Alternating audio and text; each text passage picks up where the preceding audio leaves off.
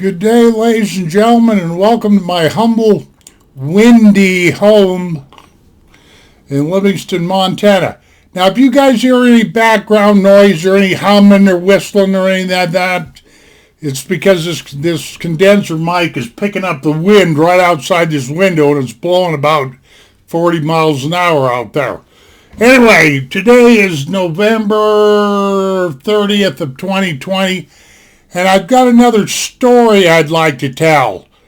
I ain't got much better to do than tell stories in my old age. I did help my wife design her Christmas cards yesterday, which was kind of fun. But anyway, I got a fishing story to tell.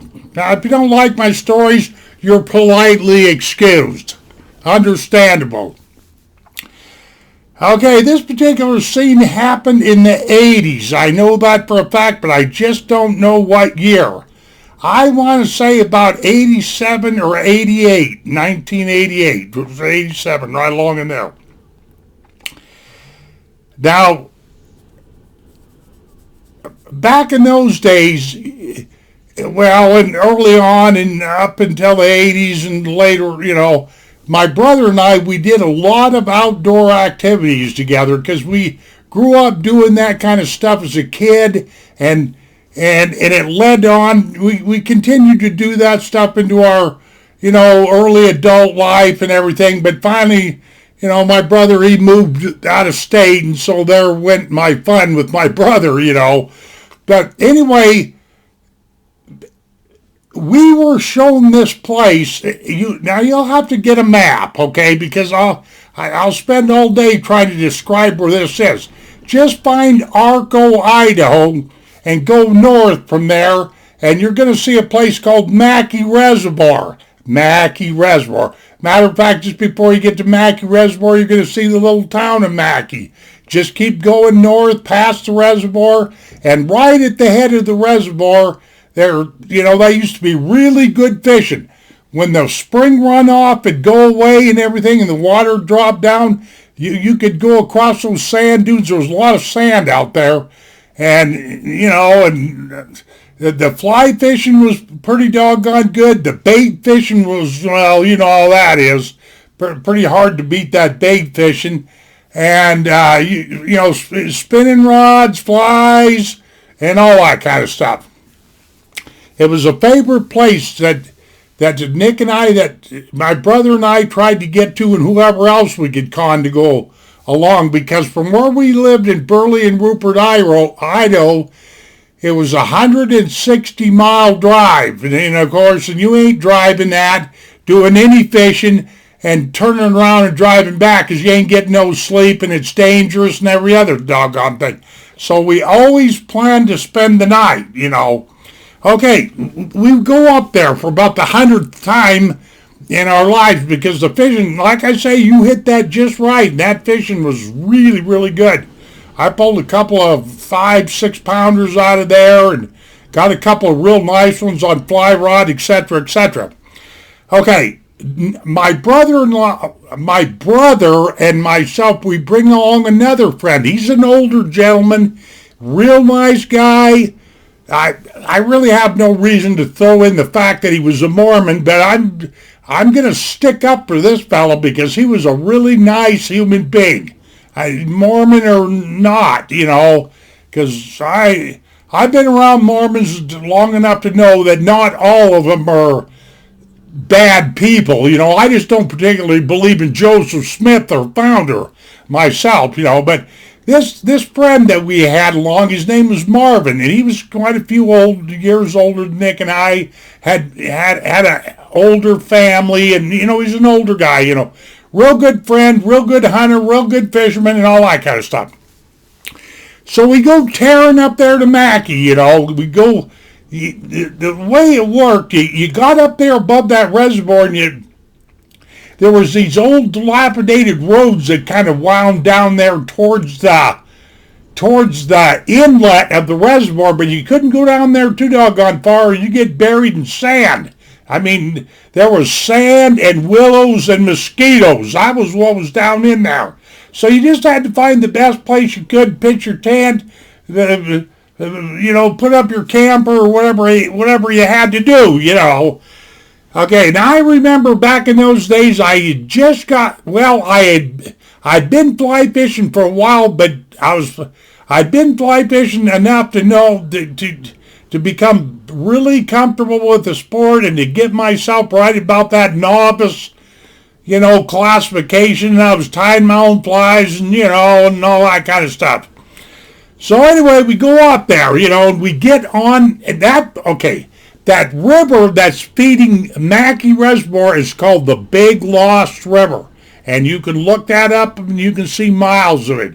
You got the Big Lost that feeds Mackey Reservoir, and out the other end is the Big Lost River, and it goes right by the town of Mackey, Idaho. It flows out there in the desert so far and disappears right into the ground. And where the Big Lost stays lost. It's supposed to be fun. There's supposed to be a joke in there somewhere. But anyway, we get out there, get all squared around and everything. And I don't remember if this happened the next day when we were fishing because we used to always try to get there early enough to get a few hours of fishing in, that kind of stuff.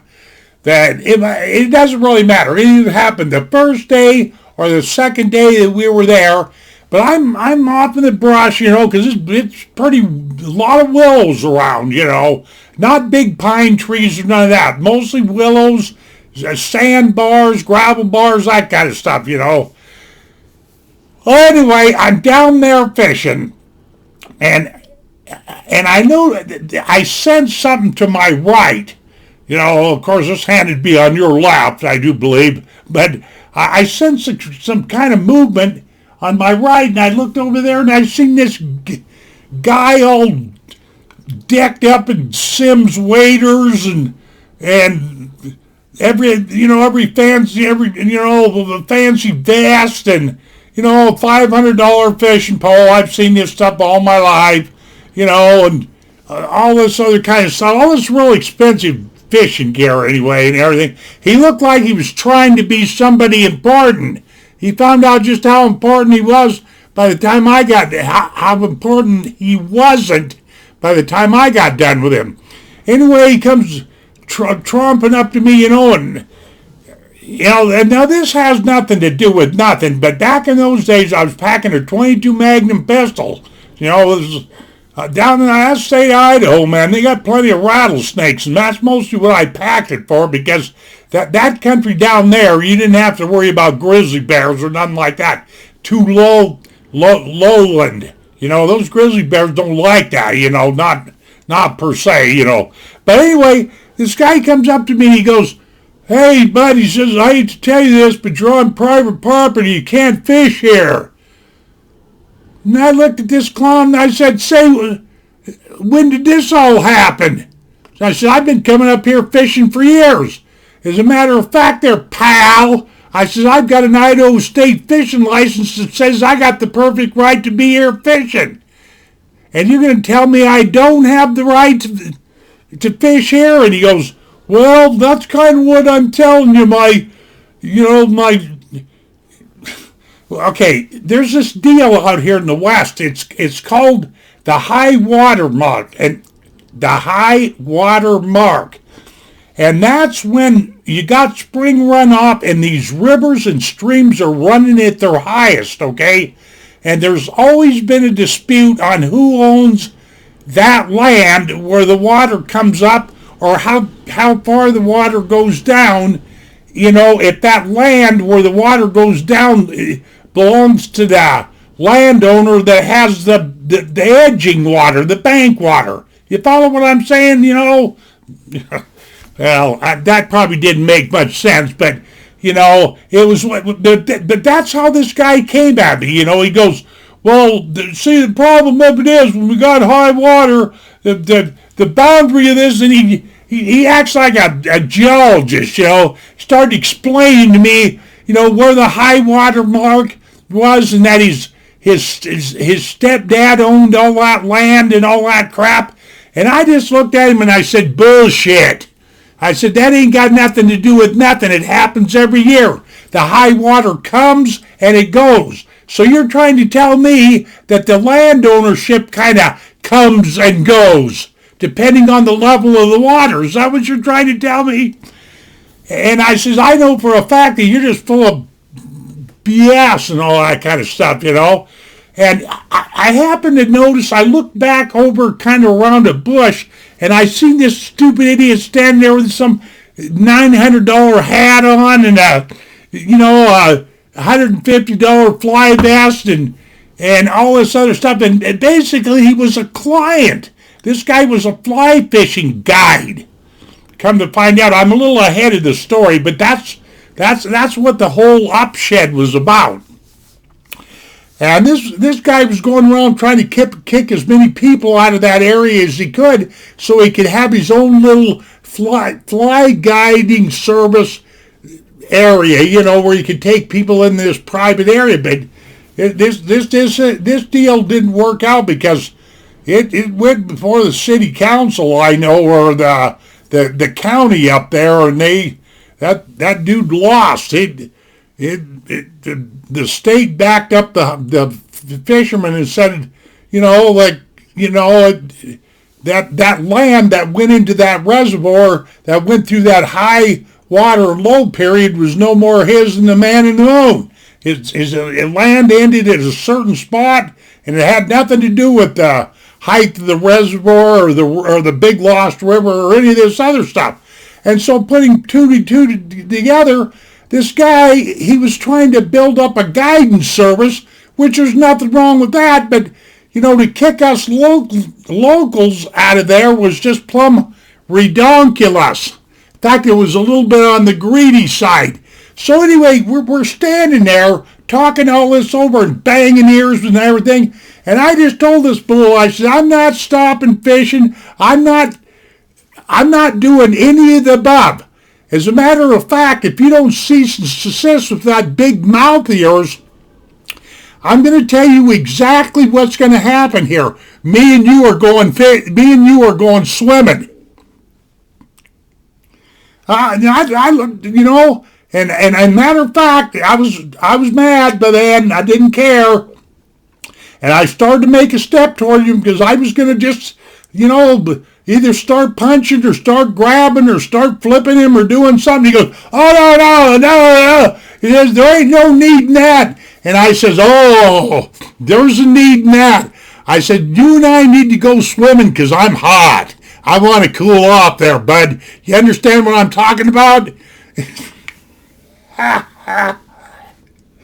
And my brother, he knew that this stuff was going on, and he goes and hides back in the bushes, and so does my buddy Marvin, that older LDS guy I told you about, real nice fella, because they knew. Later on, they told me they knew that they were going to start hearing big splashes and all kinds of stuff, because they knew I was fixing to throw him in the river, and all of that stuff. But this guy backed off, he really backed off. And I told him, I said, look here, pal. I said, don't give this old man here no trouble. I didn't say old man because I was a lot younger back in those days. I said, don't give me any trouble whatever you do, because you will end up at the bottom of this river dancing with me. It's just that simple. And I'm going to keep fishing, and there ain't going to do nothing. You are not going to do nothing. As a matter of fact, when I get done here, I'm going into town, and I'm going to find out just what the deal is here, which is exactly what I did.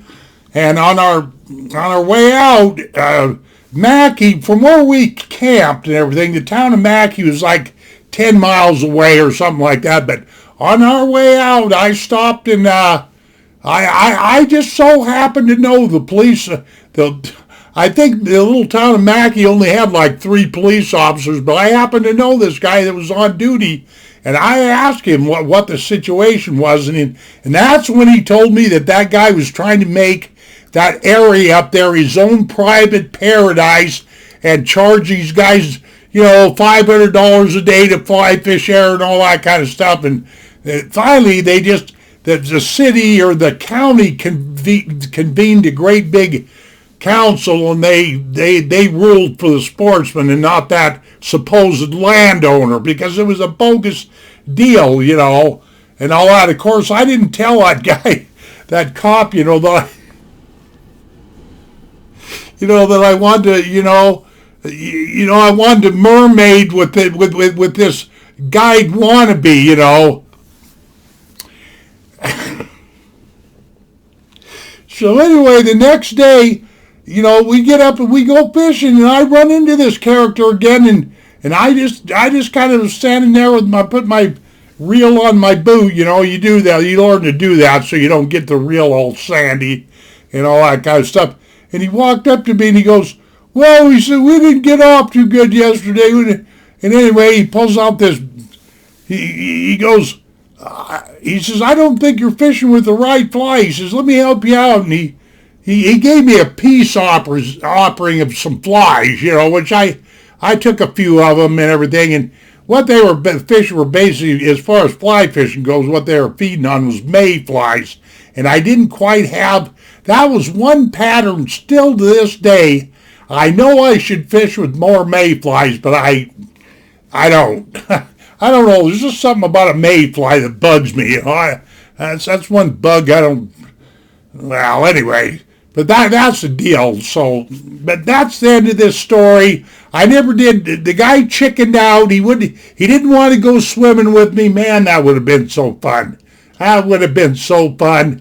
And he didn't want to go swimming, And then we laughed, and finally I found out the end story. The sportsmen, they got their right to fish there, high, low water, whatever water. Okay, what do I got here? 16 minutes, almost 17 minutes. Thank you, ladies and gentlemen. We shall see you on down the trail. And adios, my friends, and take care.